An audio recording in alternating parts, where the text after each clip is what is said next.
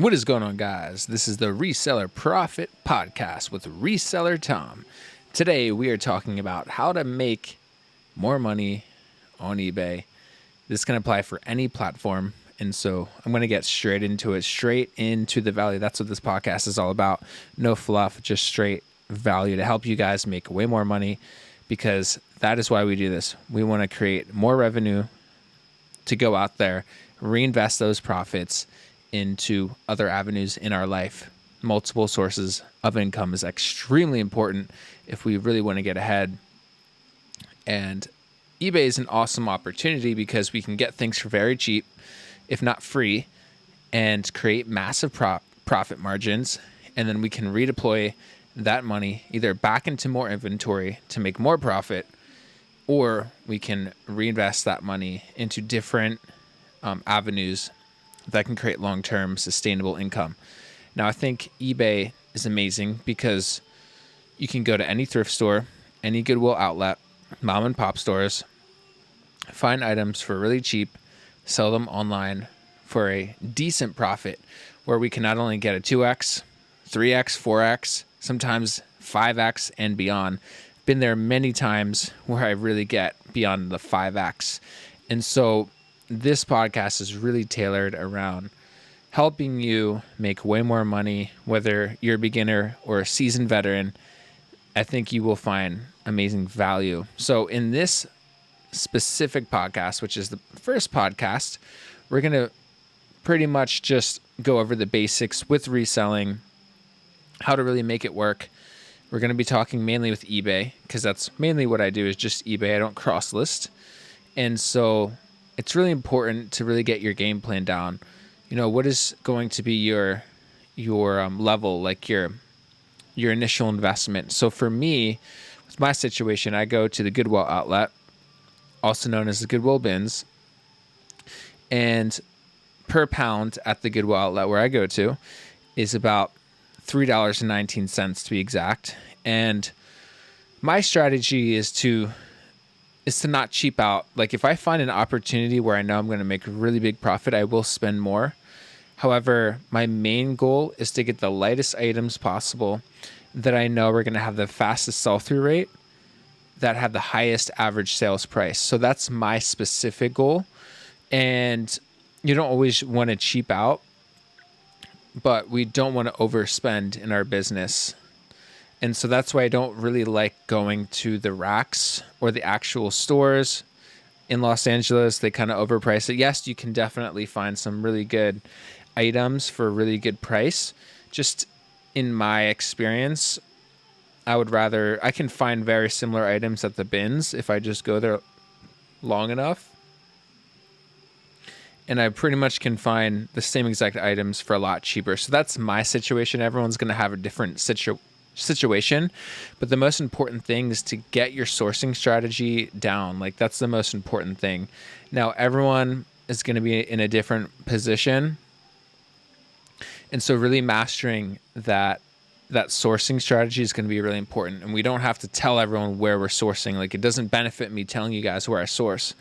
So you don't have to tell other people where you source. You don't have to give that information out, because I think that is the most important strategy. It's like where you get your items from. And it's not the smartest thing to go out there and tell people where you get your items. So that is fine. Like, you can hold back on that. Everything else, you can kind of give people some value. But when it comes to reselling, if you have a really lucrative place or strategy that you use that no one really knows about, you don't really have to go out there and tell everyone, because then you're going to drain that asset up, basically. So I think people that watch my videos, like, they know where I source. I'm not like a huge YouTuber. I'm not going to really talk about it down the road exactly where I go. But if you guys know, like, if you guys watch my channel, you'll know exactly where I source. And like, the exact place that I go to, I haven't been recognized, but there are other outlets that I've been to where I got recognized. So I'm really glad I haven't gotten recognized in the current place I go to, because if I did, then that means that I really have to stop talking about it, because I'm creating that competition.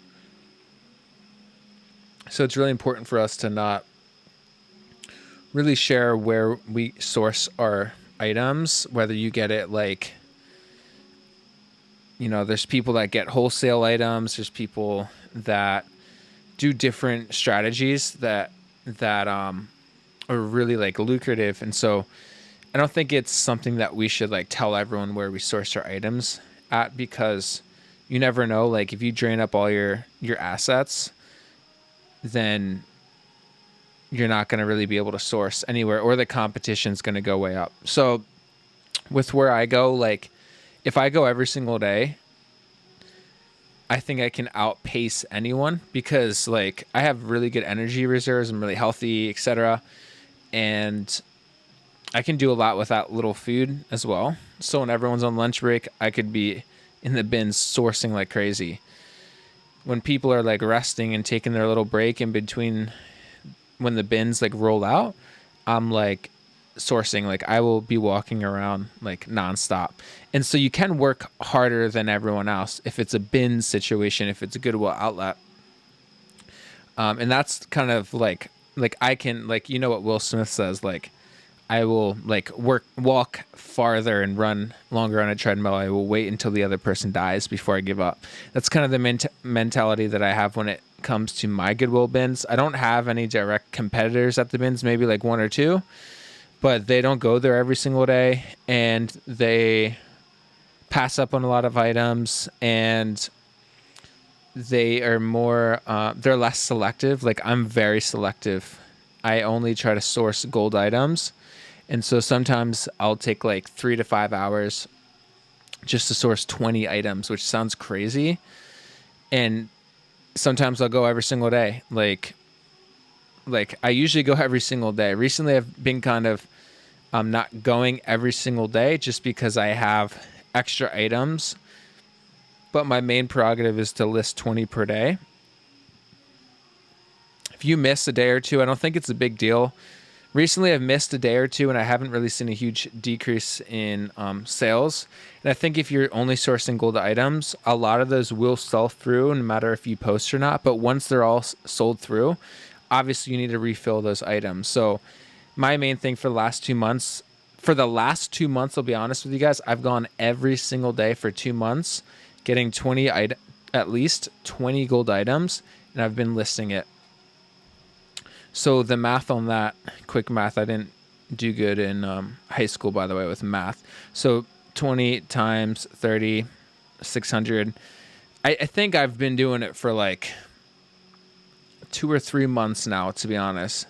So times 3 is 1,800. But let's just do half of that, honestly. Let's just say 900. So for the last 2 months, I've sourced 900 gold items that meet my requirements. And so going back to when I started the podcast, I said, get a game plan. So my game plan, and you guys need to set your game plan. My game plan is to list 20 per day and source 20 gold items per day. That is my blueprint and my ideal situation. Like I said, the lightest items possible that have the highest sell-through rate, that have the highest average sales price. The reason why I say lightest is because I just pay by the pounds with the Goodwill bins. And so like, honestly, like if I do find a heavier item, like let's say an Arc'teryx jacket that's like 3 pounds, it might cost me $10 to $12. I will still get that because I know I can flip that for like a huge profit, right? So we need to really get our game plan down. And I think that we have to be way more selective with the items that we put in our store. When I first started eBay, I would pick up a lot of items, like even if it was like Adidas and Reebok. I think in the beginning, I didn't know many brands, so I would pick up anything Adidas, anything Nike, anything, I don't know, Puma, like all those athletic brands I would pick up in the beginning. And like those do sell, but you don't really want to fill up your store with a bunch of filler. And so my definition of filler is something that doesn't meet those requirements that I just told you. Low ASP, takes a while to sell, and is heavier. So like a Puma jacket is not something I would want because it doesn't really sell for a lot. It may be heavier, and it's a very slow sell-through rate. So filler, in my opinion, is anything that doesn't meet your game plan. So Patagonia, let's say like shorts that are nylon, they meet my requirements because they're higher average sales price, they're fast sell-through rate, and they're very light. So that's an item that I would put in my cart, and I try to find 20 similar items. Now that's my game plan. Your game plan may be different when you source, but you need to have a game plan. If you're just hitting the racks, like the actual Goodwill store where they have price tags, your game plan could be completely different. Now, when I went to Wyoming, I was like, okay, let's get the average sales price around $4 to $5. I think that's a pretty smart game plan when it comes to like the racks. And so I found a lot of good items. Yes, there was items that were marked up to $10. There were some good items that were down to $2, but the average was around $4 to $5. And the average sales price on each item was going to be $30 to $50 per item. So, I mean, ask yourself, would you spend $4 or $5 to get, $30 to $50 for the sale? And that was my strategy. That was my game plan. I wasn't going for if it was light or not because I wasn't at the bins, but I was going towards my game plan was, $4 to $5 with a minimum $30 average sales price. And so we have to make sure that we stick to our game plan, because if we don't stick to our game plan, we're going to put a lot of filler in our store and we're going to be out a lot of money, or we're going to be sitting on a bunch of items and we're going to have less space and less inventory. I don't know about you, but I don't have a bunch of inventory to just, fill up my store with a bunch of junk. And that's just my situation. Now, if you have a lot of space and you want to play that volume game and spend 2 to 3 hours per day shipping, by all means, go for it. But that's not my strategy. And there's nothing against that. It's just not something that I want to entertain. Now, to be honest with you, half of my store is volume based. The other half is higher ASP, and I get a nice mix throughout the day.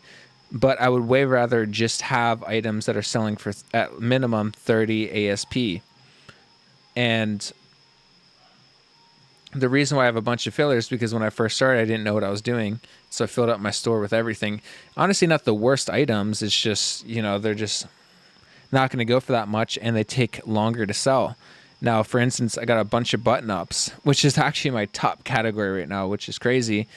But I also find a lot of Buttonups that are like Cool and Prana and Mountain Hardware and, I don't know, Robert Graham. I find a lot of Lululemon Buttonups. So not all Buttonups are bad, but you don't want to pick up like Gap and Merona and all that stuff. So let's transition, right? So I think that as long as we are improving and really establishing our game plan, we're going to be very well off. And now we have to really be knowledgeable with different factors that allow our items to go for more money. Now, a Gap solid blue shirt, I'm not going to pick up. It's going to take forever to sell, or it's not going to go for very much, and it's just not the purchase that I want. However, there are different factors in every single brand, even Merona, that can lead to a really good sale. Now, I'll give you an example. So Gap is a brand that I would not pick up. However, if it was a denim pearl snap Gap shirt, I would pick it up because those have over 25 average sales price.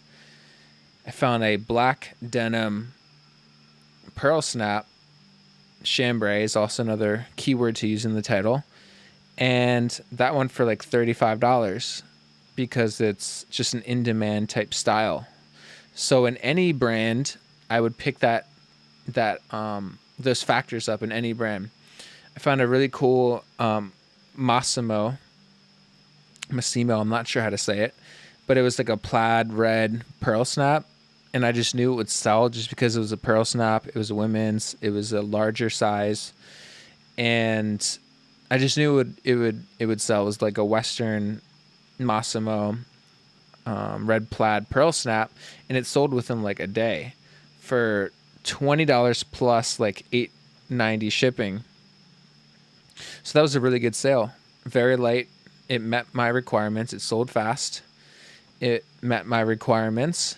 It probably cost me like $1, and I flipped it for 30 ASP. So you can, it's not like I'm never going to pick up certain brands, because there's different factors in every single brand that are going to do well. So like flare jeans, wide jeans, baggy jeans do good in almost any brand. Now, I'm not a jeans expert, so maybe not every single brand, but for the most part, if you go based off of style, depending on what the item is, you can get good sales on any brand if it fits all those style requirements. Now, fashion's always changing. Styles are always changing, so we have to make sure that we pick up items. Like, let's say I go to the bins, I'm like, dang, like this is a rough day, I'm not finding the best brands ever. Maybe I'll transition. Okay, maybe I'm not finding the best brands, but let's try to find some key factors in lower tier brands that will still meet my requirements. So like a Gap chambray pearl snap, not the best brand, but it does meet the requirements with sell-through rate, ASP, and how heavy or light it is. And so, you have to really establish your brand and be more well-versed. And it takes time to study. You have to study. You can watch YouTube videos. You can watch different things that help you get more knowledge regarding brands and sales and all of that. So that's very, very important, is finding those key factors that really help you get a higher average sales price sale. And that's my main thing. Like, I'll go, like I said, for 3 to 5 hours. I'll try to get the best items that I can get. And it's that simple. And I fill up my store with gold. And then every day I'm selling really high ASP items, like every single day.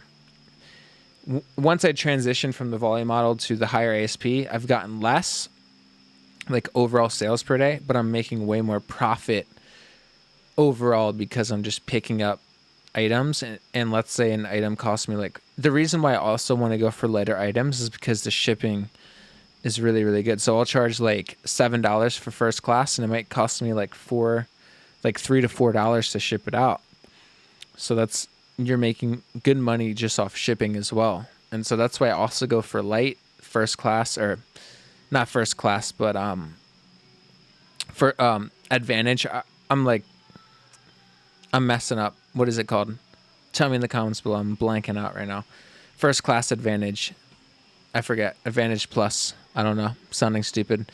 But, I'm getting really good lightweight items because I don't want to spend a lot of money shipping. Like, no one wants to spend all this money shipping. They don't want to see all their profit just go towards shipping. And if you're doing a lot of priority, you're going to notice that a lot of your money is going on shipping, and you're going to see your overall gross just get cut in half just based off shipping. So maybe you got to charge more for shipping. I was doing about $8.90 shipping. My average shipping like expense is around $7.60, I'd say, maybe a little more. But now all my priority stuff is going for like $9.99. I upped it up $1 basically, because I'm just tired of seeing like all my shipping costs I'm just tired of getting my numbers cut in half based off of priority mail. Even though my business model is mainly the first class business model where I'm shipping lighter items, it's like $4 or $5. And like I said, I'm charging like $7 for first class. And so I'm seeing a lot more profit now. So we'll see you guys next week. I'm going to try to do this every single Monday. I'm recording this on Monday. I'm going to release it on a Tuesday. But for now on, I'm going to try to have this podcast come out every single Monday. That way you guys can work and listen to the podcast. This is not going to show my face. If you want to see my face, you can take a look at my YouTube channel. But guys, make sure you are subscribed, because we'll do this every single Monday. I'm going to release it 7 a.m. every single Monday. And make sure you leave a comment down below with any questions that you guys have, because I will answer all your questions on the next podcast. So if you guys are watching right now, you're an OG. You've been here for over 20 minutes. Really, really appreciate it. And yeah, leave a comment down below with any questions you have. I will list your username and read the question on the next podcast. And if you guys have any like suggestions with what you want me to talk about, leave it down below as well. And I will make different episodes weekly on different topics. So thank you guys so much for listening. And if you like this, make sure you smash the like button just so this is like worth it. And it'll let me know that you guys want and like this type of content, just the podcast style where it's just audio. But thank you guys so much for listening. Please smash the like button and subscribe. Most people are not subscribed that listen or watch my videos. So with that being said, we'll see you guys in the next one. Peace out.